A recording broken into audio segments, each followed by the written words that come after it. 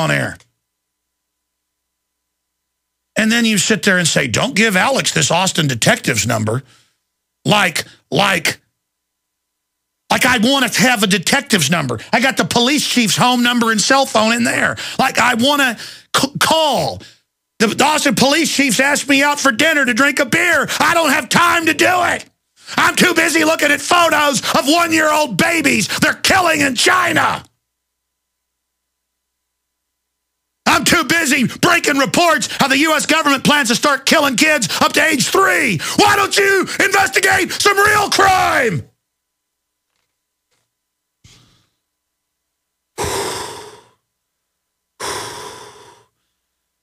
I get mad because my life has been stolen from me. You think it's fun to deal with a criminal government? You think I don't know? You think I haven't been punched in the nose and kicked in the side by kickboxers and told to shut up about Walter Smith, Judge Walter Smith, and his trial, his kangaroo civil trial with the Davidians? Just because I went up and bullhorned a judge, 4 people come in to beat my head in, I already know about the New World Order, buddy boy. If you think you're going to intimidate me, you better check again, because you got the wrong person.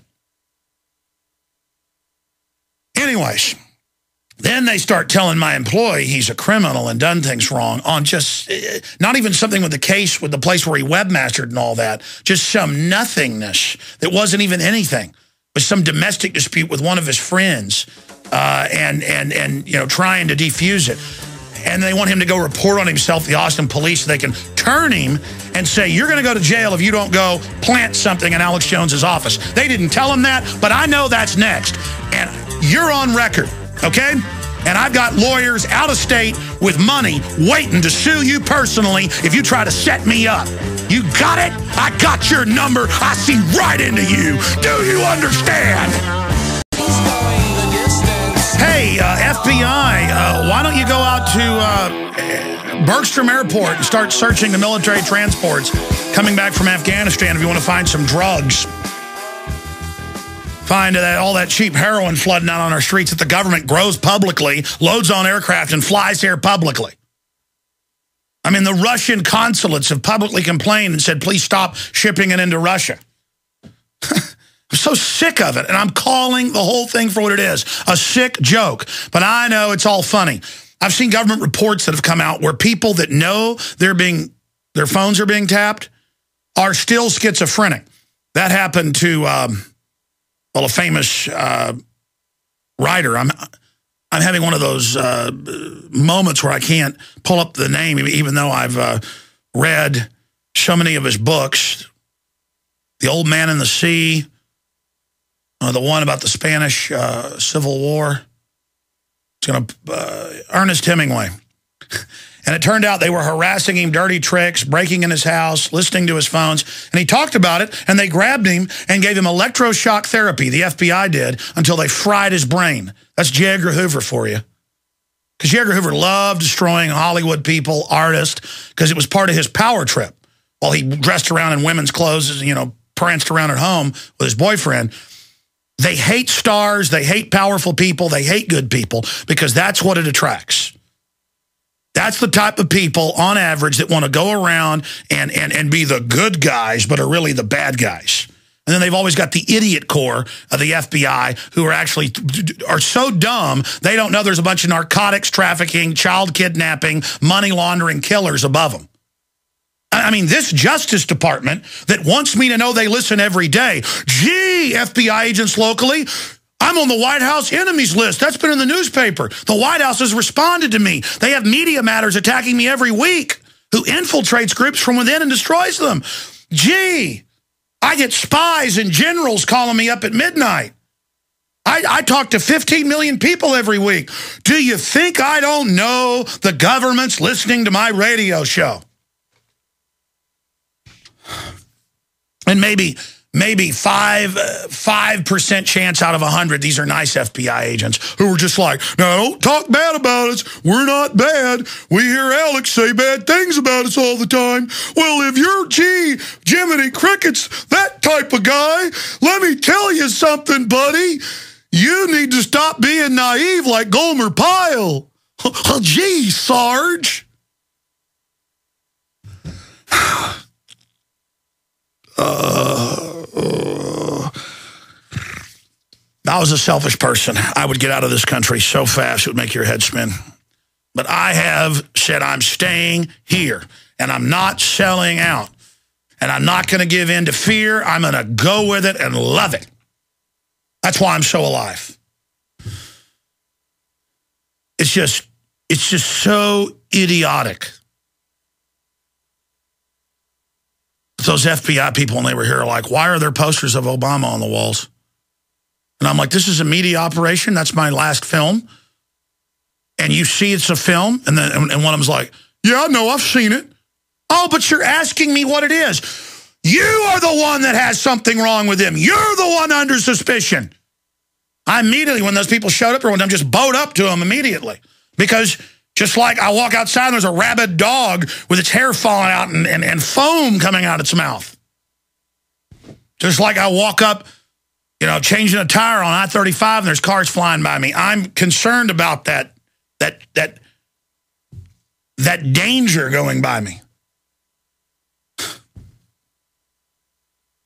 And I've experienced it. You know, I grew up watching the police deal drugs to kids.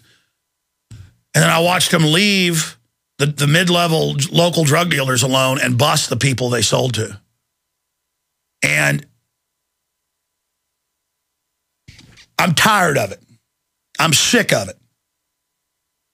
And I know that most of the detectives in this country and most of the high-level police, FBI, you name it, are so criminal, it'll make your head spin. I exposed, like, why are you having drug dogs and searching lockers and all this stuff up here? Why are you trying to force the football team to drug test? You guys are selling the drugs. Oh, well, we're going to slam your head into the office desk and threaten you and say that we're going to set you up for stealing stereo equipment. And then the police started running around saying that I was on drugs. And then they had, through the grapevine, our lawyer told, he called my dad and said, they're going to arrest your son and hang him in the jail cell. And by the way, they've done it to a bunch of people in Rockwall.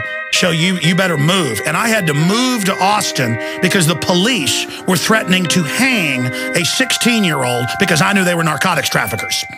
We're on the march. I'm going in, through, and beyond, directly into the storm, the maelstrom of tyranny. It is the only way to defeat it. The people are waking up. The info war is on. 5 million guns are being purchased a month. I pray that the globalists don't start a civil war and stage new Oklahoma cities. I pray for good judges that has pointed out the Hatari militia were completely innocent and the FBI lied and set them up and had their informants make the statements and attribute it to others. And I pray for my family and I pray for myself, but more importantly, I pray for justice. We're going to our guest who's under globalist attack in a great way, an evil raw milk seller. No victims, but Big Pharma that owns Big Agra wants you to drink the sludge they call milk. They don't want this healthy real milk catching on, so the attack is on. Amish are being SWAT-teamed, facing decades in prison. Families are being SWAT-teamed, million-dollar bails. Amish publicly selling to their neighbor, just vicious Soviet-style thugs are upon us. Speaking of our own government and the bioethics journal saying, yes, we need to kill babies up to age 3. You're an extremist if you don't want healthy babies to be killed up to age 3. I'm not joking.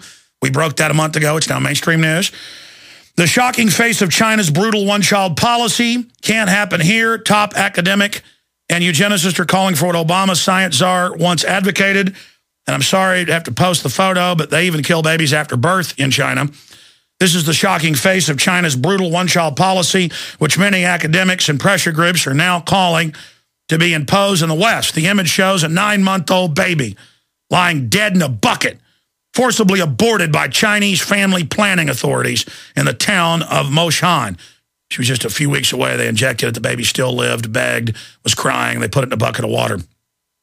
Because the parents of the baby already had a child, they were hunted down. This is what they're calling for here in the U.S. to comply with China's draconian one-child policy. The mother was injected with a poison that induced an abortion. But after the baby was pulled out inhumanely like a piece of meat, this is a U.S. exclusive, English language exclusive, it was still alive. See, Paul's wife's Chinese. She gets him all this because she reads it. It was still alive and began to cry before doctors slung the defenseless child in a bucket, left to die. Well, that's how they do it at the partial birth abortion mills. They just throw them in a bucket to die. Of course, in China, it's come out, they save the babies, too, for medical experiments living. But again, they're not human, according to our media. You're a conspiracy theorist if you say it's a life. See, the sickness, torture's good. Secret arrest is good.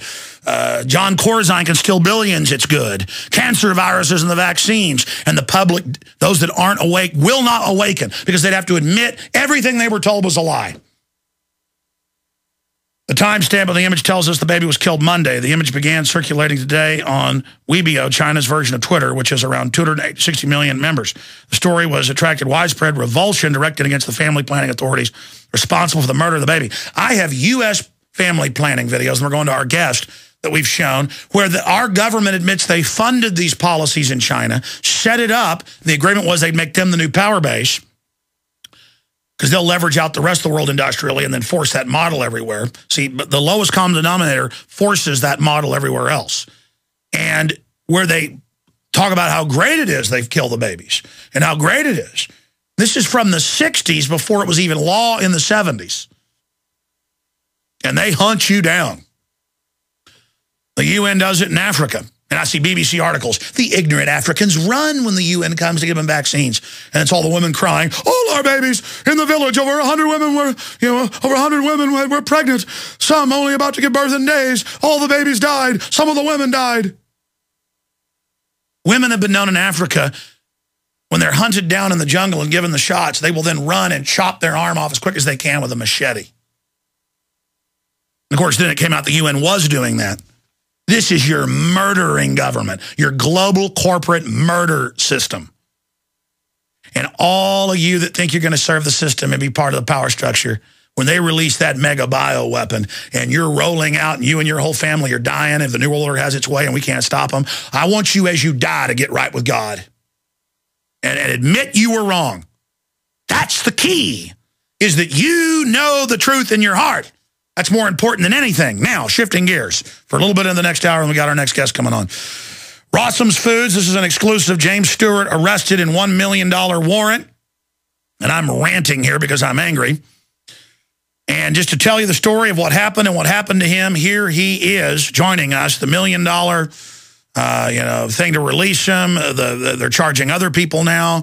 Natural News reporting on this. Do we have Mike Adams with us as well? Because I'm so wound up, I don't even know here.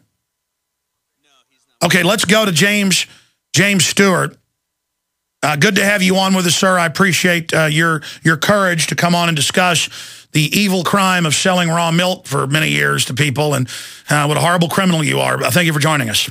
You're welcome, Alex. You know, I appreciate you and the show, and I know that Mike wanted to be on, but I think he's busy at the moment.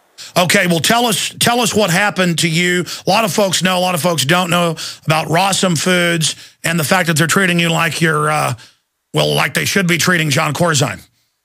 Well, you know, it's true, but I mean, the same thing is happening now and yesterday, by the way, in Ventura County with, if anybody goes online and reads David Gumpert's blog and Mike Adams' comment last night, it seems as if you can't even, the FDA 2 years ago, just so everybody understands what's going on, they have decided, and it's on record in a court case, that you and I have no right to make any decision what we want to put into our body or our children's bodies, that the FDA has the ultimate authority.